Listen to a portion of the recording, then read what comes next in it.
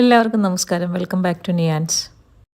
രാവിലെയോ വൈകിട്ടോ ഒക്കെ ചായയുടെ കൂടെ കഴിക്കാൻ പറ്റിയ അരിപ്പൊടിയും നേന്ത്രപ്പഴവും കൊണ്ട് തയ്യാറാക്കിയിട്ടുള്ള ഒരു പലഹാരത്തിൻ്റെ റെസിപ്പിയാണ് ഇന്നത്തെ വീഡിയോയിലുള്ളത്.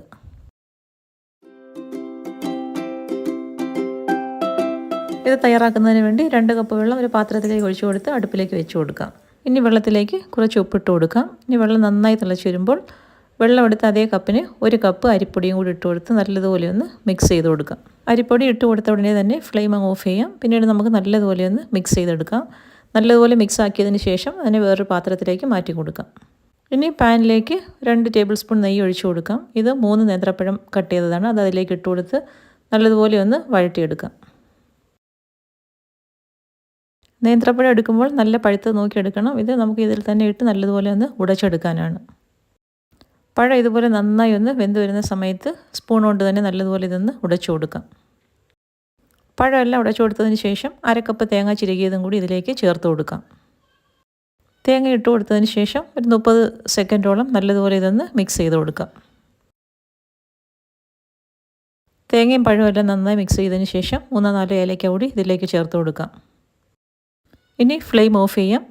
ഫ്ലെയിം ഓഫ് ചെയ്തതിന് ശേഷം 1/2 കപ്പ് ശർക്കര ചീകിയതും കൂടി ഇതിലേക്ക് ചേർത്ത് കൊടുത്ത് നല്ലതുപോലെ ഒന്ന് മിക്സ് ചെയ്ത് കൊടുക്കാം. ഇതാണ് ഫില്ലിങ്ങിന് വേണ്ടി തയ്യാറാക്കിയിരിക്കുന്നത്. അപ്പോഴേക്കും നമ്മൾ നേരത്തെ കുഴച്ച് വെച്ചിരുന്ന മാവ് നന്നായി തണുത്ത് കിട്ടിയിട്ടുണ്ട്. ഇനി കൈ കൊണ്ട് നല്ലതുപോലെ ഇതൊന്ന് കുഴച്ചെടുക്കാം. ഒരട്ടിക്കും പത്തിരിക്കും ഒക്കെ കുഴയ്ക്കുന്നത് പോലെ നന്നായിട്ട് കുഴച്ചൊന്ന് മയപ്പെടുത്തിയെടുക്കാം. ഇനി നമ്മൾ ഒരട്ടി തയ്യാറാക്കുന്നത് പോലെ തന്നെ ഇതിൽ നിന്നും ഓരോ ബോളാക്കി എടുത്ത് കയ്യിൽ വെച്ച് നല്ലതുപോലെ ഒന്ന് കൂടി ഒന്ന് കുഴച്ചെടുക്കാം.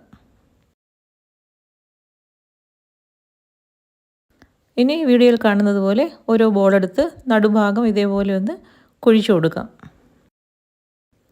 ഇനി ഇതേപോലെ വട്ടവും കൈ കൊണ്ട് ഇതേപോലെ ആക്കിയെടുത്തതിന് ശേഷം നടുക്ക് ഈ ഫില്ലിങ് വെച്ച് കൊടുക്കാം.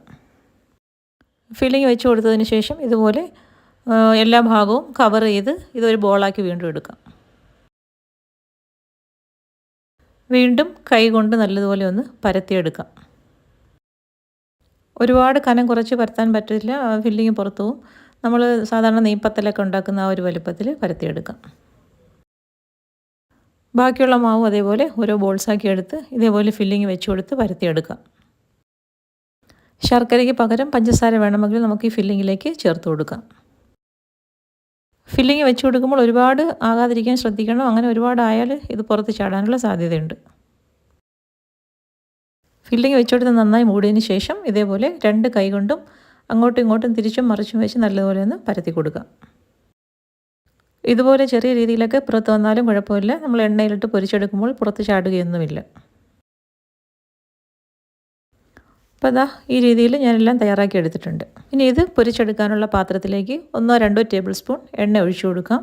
ഇത് ഡീപ്പ് ഫ്രൈ ചെയ്തെടുക്കേണ്ട ആവശ്യമില്ല. ഷാലോ ഫ്രൈ മതിയാകും. ഒരു സൈഡ് നല്ലതുപോലെ ഒന്ന് മൊരിഞ്ഞ് കിട്ടുമ്പോൾ മറിച്ചിട്ട് കൊടുക്കാം. ഫ്ലെയിം മീഡിയം ടു ഹൈയിലിട്ട് വേണം ഇത് പൊരിച്ചെടുക്കാൻ. അപ്പോൾ 2 സൈഡ് നന്നായി ഒന്ന് മൊരിഞ്ഞ് വന്നതിന് ശേഷം എണ്ണയിൽ നിന്നും കോരി മാറ്റാം. അപ്പോൾ അതായത് 2 സൈഡും നന്നായി മൊരിഞ്ഞ് വന്നിട്ടുണ്ട്. ഈ ഒരു സമയമാകുമ്പോഴേക്കും എണ്ണയിൽ നിന്നും എടുത്ത് മാറ്റാം. ബാക്കിയുള്ളതെല്ലാം ഇതേ രീതിയിൽ തയ്യാറാക്കിയെടുക്കാം. ഇത് എണ്ണ ഒഴിക്കാതെ പാനിൽ വേണമെങ്കിൽ നമുക്ക് ചുട്ടെടുക്കാം. അപ്പോൾ ഇത്രയേ ഉള്ളൂ. ഈ രീതിയിൽ എല്ലാവരും ഇതൊന്ന് ട്രൈ ചെയ്ത് നോക്കൂ. വീഡിയോ ഇഷ്ടമായി ലൈക്ക് ചെയ്ത് സബ്സ്ക്രൈബ് ചെയ്ത് സപ്പോർട്ട് ചെയ്തേക്കൂ. വീണ്ടും അടുത്ത വീഡിയോയിൽ കാണുന്നത് വരെ bye from Niyans. Thanks for watching.